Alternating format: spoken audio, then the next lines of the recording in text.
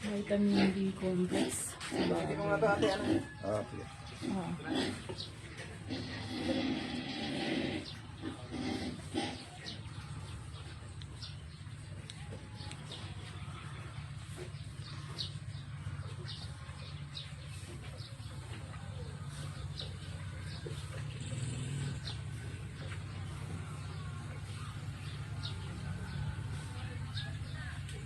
Para sa tatlong baboy, 1 ml bawat isa.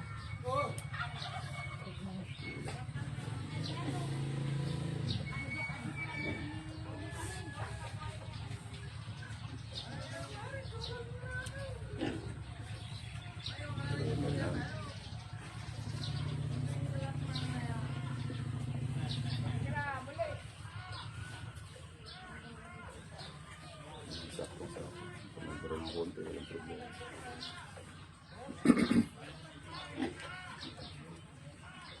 Stay na lahat. Yan ba, may guhit naman ako. Yung 8 na yun. Dapat may guhit. Nakikita mo? Ayan na. Tapos susunod na dyan sa pagka-in-adjust mo doon muna tapat sa 9. 1 ml na uli yan. First trial sa, ano ba ang tawag sa ano na to? Syringe. Nakita namin to sa YouTube.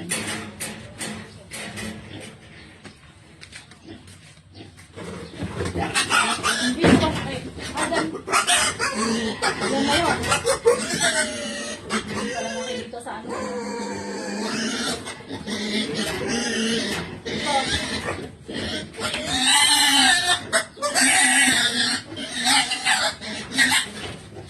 Dali. Hindi nakita.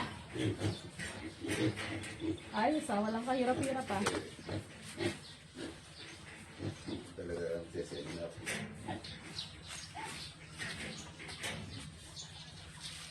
Naihi. Yan na lang. Isa pa.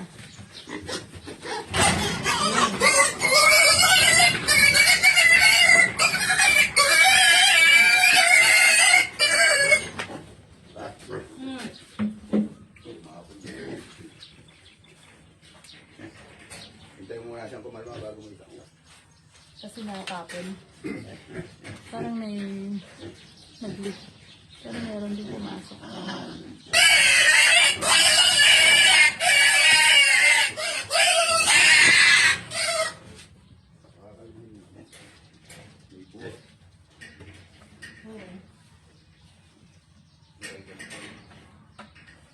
Kulang lang sa tubig yan.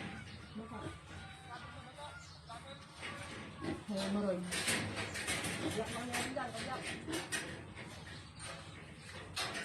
Sana lang.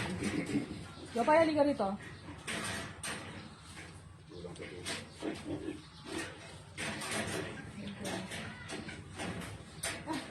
Nagtago ka na. Hindi to masakit. Parang sakit lang langgam. Nagtago na yung baboy. Last na! Hindi ka masyadong hirap katulad ng una, no? Gagawa ko yung malapat na parang rectangle ang sukat. Tapos dito na siya nakakulong. Para hindi kasi doon.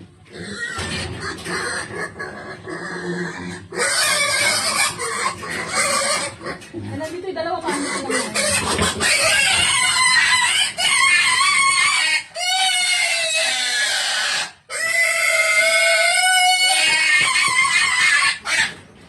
Hugot mo yung karami.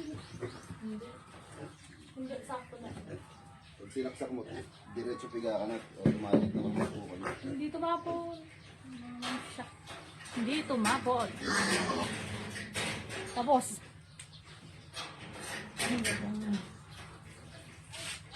Vitamin D complex. Saan ba budol pa? After deworming, 1 week after deworming, binigyan namin ng vitamin D complex. Ang tatlong babes, the pig. Yun lang. Happy farming. May pa-heart. Ayan si Jopay, kasama namin dito sa bukid. Lagi siyang sumasama. Tandaan mo itong ko na bago mo ibalik yung karaya. Oh, may alcohol akong dala. Alcoholin pa. Si Jopa ito, na makulit. Laging sumasama si dito sa bukid. Oh, gusto mo na tusok? Jopay-pay. Ang bigat niya. Anak siya ni Sky.